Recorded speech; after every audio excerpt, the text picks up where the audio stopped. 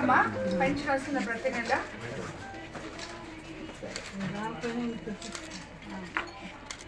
ఇంటికి వచ్చి కదా ఇస్తున్నారు.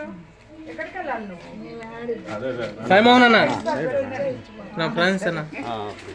సరే ప్రతి నెల వస్తుందా? ఒకటో వస్తుందా? అందరూ వచ్చి చిన్నగా మాట్లాడిస్తున్నారా? మిమ్మల్ని ఏం డబ్బులు ఇప్పుడు ఏమి అడగట్లేదు, ఎవరు ఫ్రీగా ఇచ్చేసిపోతున్నారు కదా మొత్తం అందరూ. నెల వస్తుందా కరెక్ట్గా నీకు పెన్షను? ఇక్కడికి వచ్చి ఇచ్చిపోయేవాళ్ళు నీకు చిన్నగా మాట్లాడి ఓపికగా ఇస్తున్నారా? నేనేం డబ్బులు అది అడగట్లేదు కదా, ఎవరు ఏం లేదు కదా, మంచిగా చేస్తున్నారా? సరే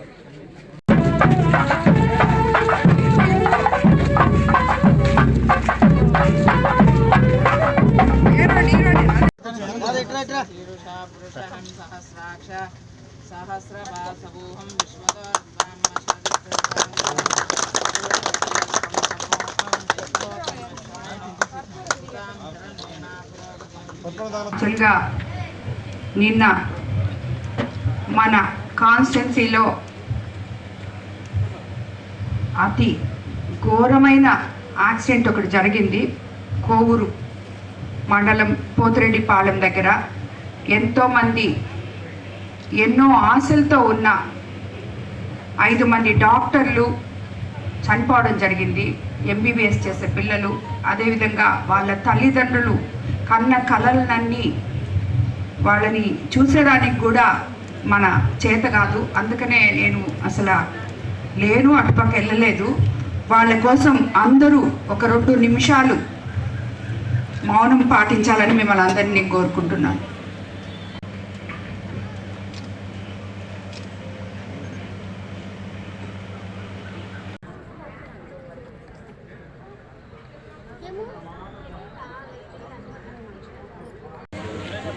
మండలం నుంచి ఇక్కడికి వచ్చే నాయకులు, తెలుగుదేశం పార్టీ, బీజేపీ, జనసేన కూటమి సభ్యుల్ని అందరూ కూడా వేదిక మీద రాష్ట్ర కోరుతున్నాం. కనీసం సర్పంచులకు కూడా తెలియకుండా వాటిని వెనక్కి తీసేసుకోవడం. 3 సంవత్సరాల పాటు రాష్ట్రంలో ఉన్నటువంటి ప్రతి సర్పంచ్ కూడా వాళ్ళ సొంత డబ్బులు పెట్టి పంచాయతీలను నడిపినటువంటి దుర్మార్గమైనటువంటి ప్రభుత్వం గత ప్రభుత్వం. కానీ చంద్రబాబు నాయుడు గారి అధికారంలోకి వచ్చిన తర్వాత పవన్ కళ్యాణ్ గారి సహకారంతో ఈరోజు 15వ ఆర్థిక సంఘం నిధులు పంచాయతీల్లో పడతా ఉన్నాయి. ఆ పంచాయతీల్లో పడ్డటువంటి నిధులని అవసరమైనటువంటి వాటికి ముందుగా త్రాగునీటి అవసరాలు ఎక్కువగా ఉంటున్నాయి కాబట్టి త్రాగునీటి అవసరాలకి, తర్వాత ఏదన్నా డబ్బులు మిగిలితే మిగతా అవసరాలు ఏదన్నా ఉన్నా కూడా తీర్చుకునేటటువంటి అవకాశం ఉంది.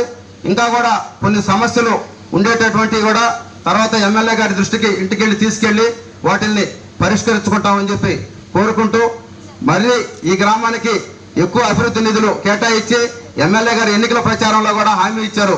ఏంటంటే గత ప్రభుత్వం ఈ ఊర్లో తెలుగుదేశం పార్టీకి మెజార్టీ ఇచ్చారు, నేను ఈ ఊరికి రానని చెప్పి అప్పటి శాసనసభ్యులు ఈ ఊరిని కొంచెం చిన్న చూపు చూడడం జరిగింది.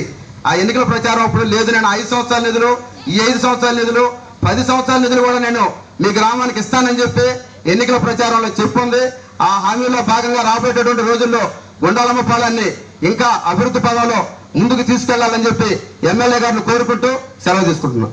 గత 5 సంవత్సరాల్లో మన సర్పంచ్ చాలా ఇబ్బంది పడింది. ఎందుకంటే ₹1 కూడా 15th ఫైనాన్స్ నిధులు కానీ ఏ ఒక్కటి కూడా రాక మీ ఊరి అభివృద్ధికి నోచుకోలేదు.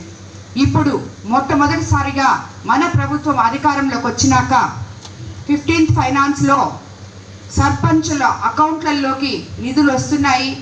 అదేవిధంగా ఒక ఎమ్మెల్యేగా నేను కూడా మీ ఊరికి పనులు చేయడం, నిధులతో చేయడం మొదలు పెట్టాము.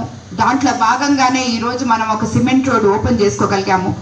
రాబోయే రోజుల్లో మీకు మాట ఇచ్చిన విధంగా కాలువలు తప్పకుండా చేపిస్తాము. వెంటనే ఒక్కొక్క కాలనీ తీసుకొని, అది కూడా మీకు అందరికీ తెలుసు మన కోవూరు కాన్స్టిట్యున్సీలో ఏం జరుగుతుందో. ఏ గ్రామంలో నాయకులు ఆ గ్రామంలో నిధులని పనులని రెండు వాళ్ళే చేసుకుంటున్నారు. ఎవరి మీద పెత్తనం అనేది లేదు. ఎక్కడ ఇన్ఛార్జీలు లేరు. ఇన్ఛార్జీలు ఉండేది ఇన్ఛార్జీలు కాదు వాళ్ళు. ఎందుకంటే గ్రూప్ రాజకీయాలని నేను ఎంకరేజ్ చేయను కాబట్టి మిమ్మల్ని అందరినీ సమన్వయపరచడానికి, నాయకుల జోబీలో నుంచి డబ్బులు ఖర్చు పెట్టకుండా 10 మందికి సాయం చేయడానికి మాత్రమే వాళ్ళు ఉన్నారు. కానీ ఎవరి మీద పెత్తనం జలాయించే ఇన్ఛార్జీలు మన కోవూరు కాన్స్టిట్యున్సీలో లేరు.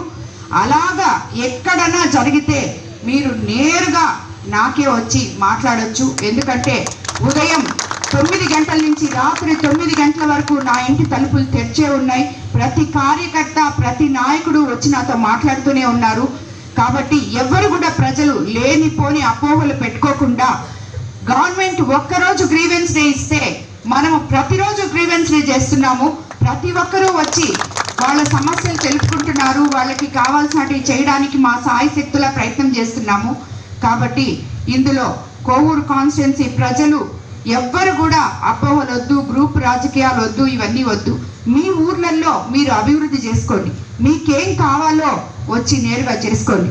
రాబోయే రోజుల్లో మా విపిఆర్ ఫౌండేషన్ తరఫున ఈ ఊర్లో సిఎస్ఆర్ ఫండ్స్ కింద శ్మశానానికి ఒక 25 లక్షలు శాంక్షన్ చేస్తున్నాము.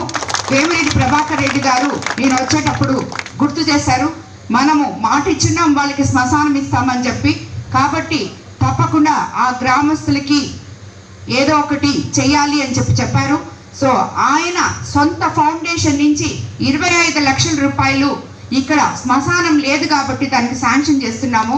మీరు ఎక్కడైనా సరే లోకల్ నాయకులు అమరేంద్ర మీరందరూ కలిసి ఇక్కడ ఎక్కడ పొలం ఉందో చూసి మాకు చెప్తే దాన్ని బట్టి మేము శ్మశానం ఏర్పాటు చేస్తామని మీకు అందరికీ మాటిస్తున్నాము. అదేవిధంగా రాబోయే రోజుల్లో మనకు వచ్చే 15th ఫైనాన్స్ నిధులతో మనము వీరికి కార్యకర్తలకి, బీజేపీ నాయకులకి, జన సైనికులకి అందరికీ కూడా ధన్యవాదాలు తెలుపుకుంటున్నాను.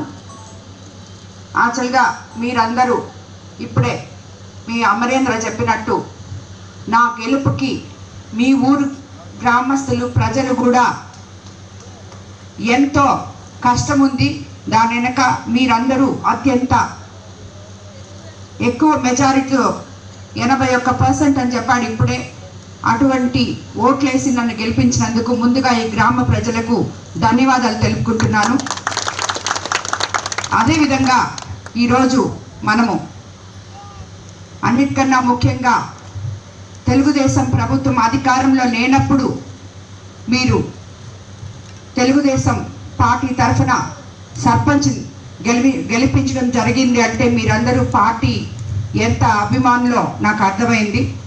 అదేవిధంగా ఈరోజు అభివృద్ధి, సంక్షేమం రెండు సమపాళల్లో మనకి ప్రజలకి అందించి ఆంధ్రప్రదేశ్ని స్వర్ణ ఆంధ్రప్రదేశ్గా మార్చే ఒక ముఖ్యమంత్రిని మనం ఎన్నుకోవడం జరిగింది. అందువల్లనే ఈరోజు మనం గతంలో ఎప్పుడూ లేని విధంగా 1వ తేదీ కల్లా 4,000 పెన్షన్ అందుకోగలుగుతున్నాము. అదేవిధంగా ప్రతి నాయకుడు ప్రతిసారి ఇప్పటికి మనము మన ప్రభుత్వం అధికారంలోకి వచ్చి 11 నెలలైందా ప్రతిసారి ఒక కొత్త గ్రామంకి వెళ్ళి ఆ ప్రజల్ని కలుసుకొని ఆ గ్రామంలో ఏమి అవసరాలు ఉన్నాయో తెలుసుకొని, అదే మేము గాన ఎమ్మెల్యేలు గాన వచ్చి మీ దగ్గరకు వచ్చి పెన్షన్ ఇకపోతే మీ గ్రామాలకి ఎప్పుడు వస్తారో కూడా తెలియదు. అలాంటిది లేకుండా ప్రతి గ్రామం సందర్శించి ఆ గ్రామంలో ప్రజలకి ఏం కావాలో చూసే ఒక మంచి గొప్ప కార్యక్రమాన్ని మన ముఖ్యమంత్రి చంద్రబాబు నాయుడు గారు ప్రారంభించడం జరిగింది. ఆ రకంగా ప్రతి ఒక్కరిని మేము చూడటం జరుగుతుంది. ప్రతి గ్రామంలో సమస్యలు తెలుసుకోవడం జరుగుతుంది. ఎలక్షన్లప్పుడు మాట ఇచ్చి ఎలక్షన్ తర్వాత మిమ్మల్ని మర్చిపోయే విధంగా కాకుండా ఎప్పుడూ నిత్యం ప్రజల్లో ఉండాలనే కోరికతో ప్రజా సేవ కోసం వచ్చిన నాలాంటి నాయకులకి ఇది గొప్ప వరం అని చెప్పాలి.